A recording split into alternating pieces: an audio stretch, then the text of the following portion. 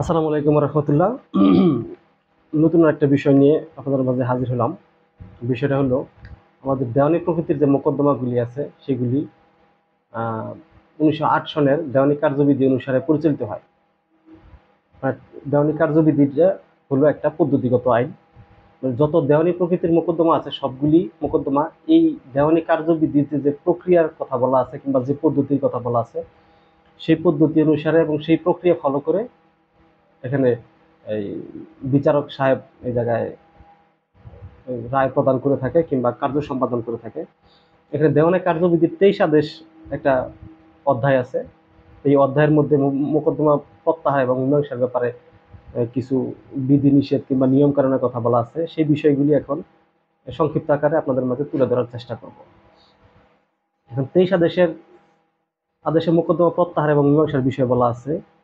এখানে বলা আছে একটি দেওয়ানি মোকদ্দমা দায়ের হওয়ার পর যে কোনো সময় বাদী যে কোনো বিবাদীর বিরুদ্ধে অথবা সকল বিবাদীর বিরুদ্ধে আংশিকভাবে অথবা সামগ্রিকভাবে মোকদ্দমার দাবিকৃত বিষয় প্রত্যাহার করতে পারে। আংশিক বিষয় অথবা সামগ্রিক বিষয় সকল বিবাদীর বিরুদ্ধে অথবা যে কোনো একজন বিবাদীর বিরুদ্ধে সে দাবি প্রত্যাহার করতে পারে। এই জায়গায় আরো একটা বিষয় বলা আছে যে সে মোকদ্দমা প্রত্যাহার করতে পারবে। এখন দাবি প্রত্যাহারের ক্ষেত্রে বাদী যদি আদালতের অনুমতি ছাড়া দাবি প্রত্যাহার করে সেই ক্ষেত্রে বাদী আদালতের কাছে খরচার জন্য দায়ী হবে অনুমতি ছাড়া যদি দাবি প্রত্যাহার করে।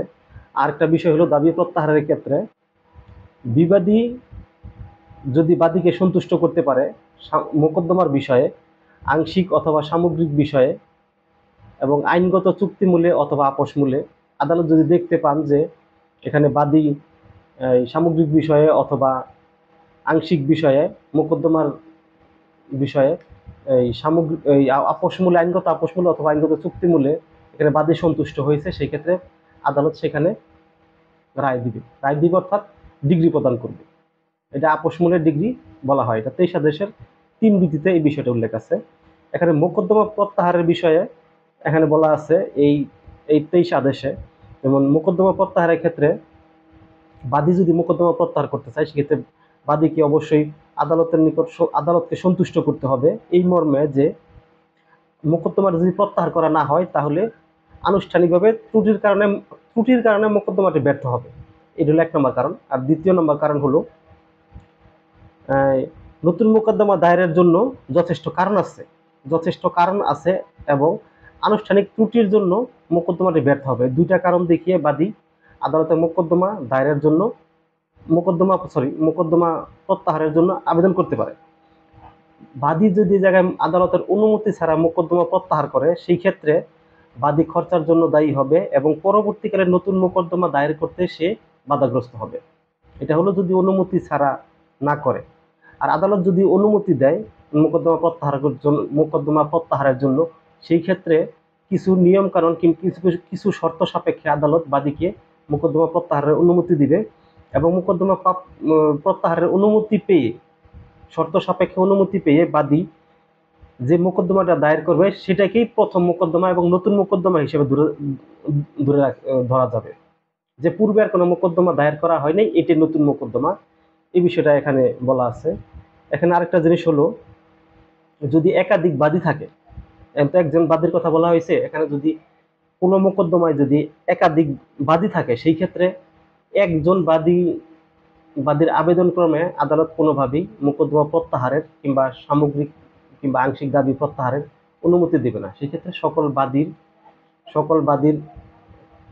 মোকদ্দমা প্রত্যাহারের কিংবা দাবি প্রত্যাহারের আবেদন লাগবে। একজন বাদী থাকলে সকল বাদীর পক্ষে সে একজন বাদী মোকদ্দমা প্রত্যাহারের আবেদন করলে সে অনুমতিটা মোকদ্দমা প্রত্যাহার কিংবা দাবি প্রত্যাহারের অনুমতিটা আদালত দিবে না। এটা গেল মোকদ্দমা এবং দাবি প্রত্যাহারের বিষয়টা। এখন একটা জিনিস দেখা যাক, যদি এখানে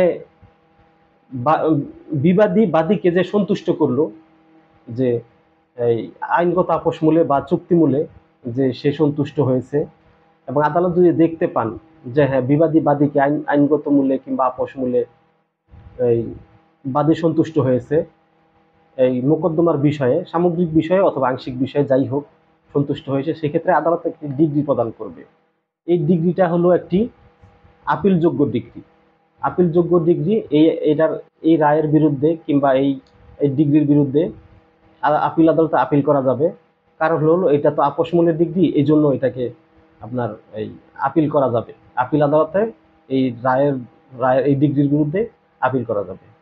ধন্যবাদ সবাইকে। আবারও হাজির হব নতুন কোনো বিষয় নিয়ে আপনাদের মাঝে। সেই পর্যন্ত পাশে থাকবেন আশা করি। ধন্যবাদ সবাইকে।